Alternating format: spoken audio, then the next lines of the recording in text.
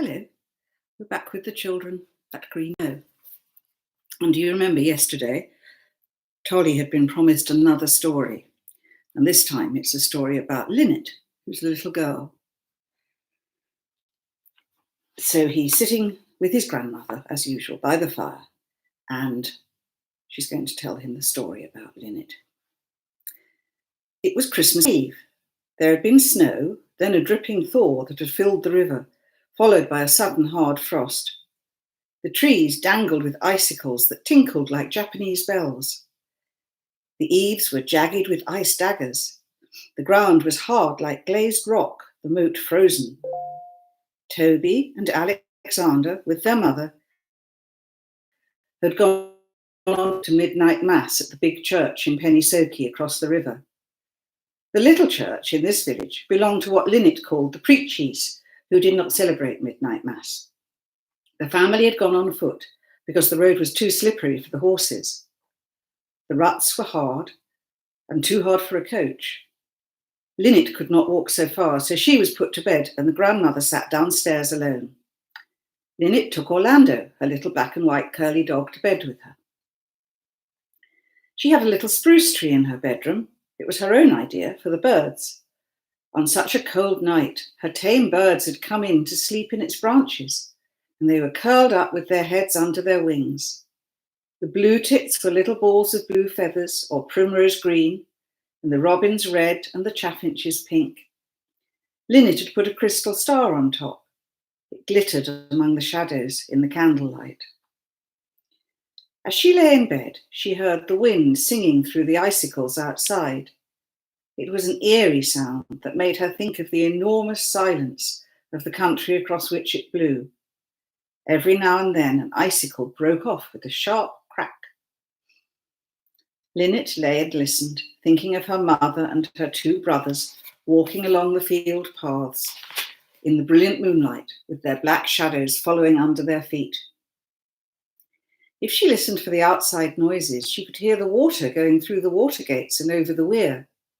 There was no flood, but a deep, strong current. She could hear occasionally the owls and the desolate herons. Inside her, she could hear the candle fluttering like a little flag. It was all very quiet. Presently, she heard something else, something very strange. Outside, on the ice-hard ground, there were footsteps that could be nothing and nobody she knew, not Boggis's hobnail boots, nor her grandmother, nor the quick young maid, and certainly not a horse. She was not frightened. She was simply certain that it did not belong to the everyday world. Orlando woke up and listened. Linnet could feel his tail softly beating against her ribs. She got out of bed, wrapped herself in the cover so that she looked like the Russian doll, and then she opened the window and leant out. Orlando stood beside her with his paws on the windowsill. She could distinctly hear the steps, heavy but soft, coming along the side of the house. The wind was like a knife against her cheek, and all the stars twinkled with cold. Orlando's reassuring tail was wagging against her. Out into the moonlight came St. Christopher himself, huge and gentle, and with his head among the stars, taking the stone child on his shoulders to midnight mass. And as they went past, Orlando lifted his chin and gave a little cry, and from the stables came a quiet whinny. All the birds in the spruce tree woke up and flew out of the window, circling round St. Christopher with excited calls. The stone giant strode across the lawns with his bare feet and soon came to the river. At the edge there was thin, loose ice that shivered like a window pane as he stepped in. The water rushed around his legs, and the reflection of the moon was torn to wet ribbons. The stream crept up to his waist, and as he still went on to his armpits. When it looked as if he could go no further, Linnet heard a child's voice singing gaily. The sound was torn and scattered by the wind as the moon's reflection had been by the water, but she recognised the song as it came in snatches. to my, I would my true love did so chance to see the legend of my play, to call my true love to the dance. Sing, oh my love, oh my love, my love, my love, this have I done for my true love. As the child sang, it clutched St. Christopher by the hair to hold it firmly. St. Christopher felt his way carefully, foot by foot, through the deepest part, and came out safely on the other side. Linnet saw him striding away across the meadows. The birds returned, coming in one by one past her head at the open window, and chattering as they settled down again on the tree. When St. Christopher was out of sight, Linnet realised that it was cold. She also remembered that she had got into bed without saying her prayers. She said them now, and Orlando lay on her feet and kept them warm till she had finished. Then she got into bed again, and before long the bells rang out for midnight, and it was Christmas morning. When the boys came back, she told them what she had seen. Alexander said that he too had seen St. Christopher kneeling amongst the tombstones outside the church in the shadow of a big cypress tree. He thought nobody else had noticed. Of course, they rushed out first thing in the morning to look and found St. Christopher in his place as usual, with icicles all over him. But the sun was falling on the stone child, and the hand that held it up looked almost pink. Tolly went up to bed, taking some crumbs for the chaffinch to eat in the morning, and who knows, perhaps the mouse too. When he reached his room at the top of the stairs, he was delighted to find a pair of blue tits there as well. Well, perhaps I'll have a Christmas tree with a star on top. That will make another lovely shadow. There were the two china dogs on the chest of drawers staring at him in the face. What can I do to have an Orlando? I can't put those icy cold things in my bed. Besides, they might fall out and break. I'll have to make do with the mouse. When he was in bed, he stroked it with his pyjama pocket and said, Mouse, mouse, come alive. Mouse, mouse, be magicked. And the mouse gave a twist in his pocket and squeaked, and climbed out and ran across his neck and squeezed past his ear and flipped his cheek with its tail. But Tolly was already asleep. The next morning, to Tolly's immense relief, the snow was still lying thick and sparkling, its surface touched only by the light feet of birds. There had been a fresh fall of snow in the night, and it had half filled Tolly's steps from the day before, so that they only showed as deep dimples. He could hardly wait to go out, much too anxious lest he should find no children in the treehouse to be able to eat his breakfast. He stood by the door into the garden and fluted for all the birds and animals to hear, as a sign that he was coming as soon as he could. He set off after breakfast round the corner past St. Christopher, who was still warmly blanketed up by drifts of snow, and wore a cowl of snow that wrapped his head and the stone child's together. He tried to follow his own tracks, but soon lost them. The wind had blown the drifts into different shapes. It was a new journey, as lonely and difficult as the last, but this time he knew what he wanted to find. He could see the pyramid of snow that was the yew tree. He'd find the opening if he had to struggle through snow up to his neck. All the while, he looked right and left for the springing tail of the squirrel, but it was Wat's ears he saw at last, sticking up from behind a hummock. Wat lolloped slowly along as if to show him the way. Do you remember, Wat is the hare? Till Tolly, with his heart thumping with suspense, crawled after him through the low opening. They were all there. Toby's handsome head was bent over a piece of rope that he was splicing. The deer was munching hay and oats out of a wooden bucket beside him. It looked round as Tolly came in, scratching Alexander were putting Linnet's little gold bracelet round the squirrel's neck. It fitted beautifully. They looked up together, meeting Tolly's eyes as so often in the picture. Tolly had bottled up so many questions inside him that they had to come out. Where is your mother? He said. In heaven, of course, ignoranti. Linnet said ignoranti as if it were a pet name. But she doesn't mind our coming here. Was the Great Plague awful? Alexander looked up, smiling. No, he said. It only lasted a few hours. I'd forgotten all about it. I don't remember it at all, said Linnet. What was it, Alexander? Well, who's ignoranti now, said Toby. I am. I don't know anything about your stupid plague, said Linnet, laughing and rolling over, with her curls all mixed up with yew needles and ivy leaves. It seemed that anything was funny enough to make Linnet laugh. She couldn't help it.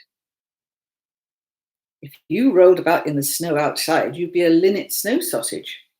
Mind the milk, Truepenny hasn't been yet. I did flute for him, said Tolly, in case you hadn't got your flute with you. Well, I've given it to you, said Alexander. Oh, I've rolled on hedge prickles, said Linnet, sitting up and rubbing her arm as the hedgehog hurried away. Orlando came to comfort her. Did you make that enormous snowman with no eyes? Tolly asked Toby. There was a silence. Over there, I mean, said Tolly, pointing through the wall to where he thought it was, among the trees as big as St. Christopher. Oh, ignoranti, he means green Knowe, said Linnet. Keep away from him, said Toby. I'm not afraid of him, said Linnet. He can't hurt me, I'm dead. I didn't mean you, little flibberty-gibbet. I meant him, said Toby, nodding towards Tolly. Yes, don't go near him, said Alexander. He is eyeless and horrid. But Linnet was dancing round Toby in mock solemnity with turns and curtsies. I made up a rhyme to tease him, she said, quite irrepressible. I dance round him and I sing like this. Green Knowe, demon tree, evil fingers can't catch me. Green Knowe, demon tree, evil fingers can't catch me. Toby made a grab at her, and while they tussled and laughed together, Alexander said, The only thing the confounded peacock is good for is that it always gives warning if green Knowe moves. Well, where is the peacock? Well, I expect it's sulking because you and Granny laughed at it so much. Why, were you there when we were laughing? Sitting in the ingle nook. Toby was in the other. Yesterday, I couldn't see him. Well, you were sitting in the same place, so how could you? It's if you were both in the same person. Tolly sat breaking twigs between his fingers as he tried to work out this new problem, but it made no sense to him. It was too hard. He looked up again to grin at Alexander, but found he was alone. They'd gone.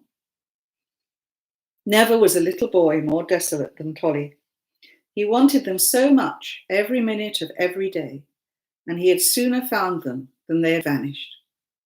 With hot, salty tears, he scattered the heap of broken twigs under his hands, and there lay an old bracelet, bent and black, a tiny one that would fit a squirrel's neck. They always leave something where they've been, he thought, comforted as he brushed the soil off it. He spent some time trying to get his own narrow hand through it, and at last he succeeded. He plodded back to the house, marching up to Mrs. Oldknow with his hands behind his back. Guess what I've found? Mrs. Oldknow took hold of his hands and pulled them to her. He held out with tightly clenched, and she wasted much time trying to open his fingers. At last, she felt something under her own fingers round his wrist. She knew at once. Her wrinkles creaked up in a boyish, excited smile. My own dear little Linnet, you found her bracelet. Tell me where it was. Well, she put it round the squirrel's neck. It looked marvellous there, all glittery in the fur. She would, of course. I might have thought of that. But she might just as easily have put it on Truepenny, who would have taken it down to wear in the dark of his tunnels. It was a present from her grandmother on her 6th birthday. Let's clean it up. Look, she's wearing it in the picture. They took it in turns to rub it until it was bright gold again. Can I have it? Said Mrs. Oldknow. Found it. I would like to keep it. Yes, said Tolly, feeling very proud. You can keep it. I have the sword. It'll have to go to the jeweller's to be mended. Look, the seed pearls have gone out of these little holes. Every few minutes, there was a fizz from the fire as drips came down the wide chimney, but they were too much interested in the bracelet to notice. Afterwards, they had a music lesson, in the course of which Tolly called out, Oh, Granny, look, the snow's all melting. It was thawing fast, slipping off the trees in big slushy drops and turning to mud on the paths. Tolly could hardly believe that all those powdery drifts could turn wet and nasty and sink away so quickly. By tea time, the tree house had nearly gone. The branches showed through, green and dripping. "Well, unless it freezes hard tonight, we shall have another flood," said Mrs. Knowe. "If it does freeze, pity the poor birds. Their feet would be frozen onto the branches. We must leave your window open to the branches. But not enough for the owls to get in. They snatch little birds when they're asleep. Perhaps the blue tits and will follow the chaffinches in." "I've got an idea. May I go and ask Mr. Boggis for something?" Toesland ran out. He found Boggis and asked him to cut some big branches of evergreen as big as he could. Boggis cut some 4-foot lengths of stout ivy, a large branch of bay, and the top of a laurustinus that was like a young tree. All these Toby carried upstairs to his room. He fixed the branches upright, tying them to the backs of chairs. The ivy he laid along the beams. Then he opened the window, from which he seemed to look down on the sun setting in streaks of grey mist, and took up his flute. "Help me, please, Alexander," he said, putting his lips to it. And he played beautifully. The birds heard. One by one they flew in and inspected their lodgings. 2 robins quarrelled over a bush, but in the end one of them went to bed in the doll's house instead, where he spent the night in the music room, where the beams were just the right size for a perch. Tolly set the window just wide enough to let a latecomer in. He thought, after all this, he went downstairs again, very pleased with himself. "You haven't ever told me a story about Alexander." "Well, very well, I'll tell you one tonight. And I'll tell you that story tomorrow. So until then, bye-bye."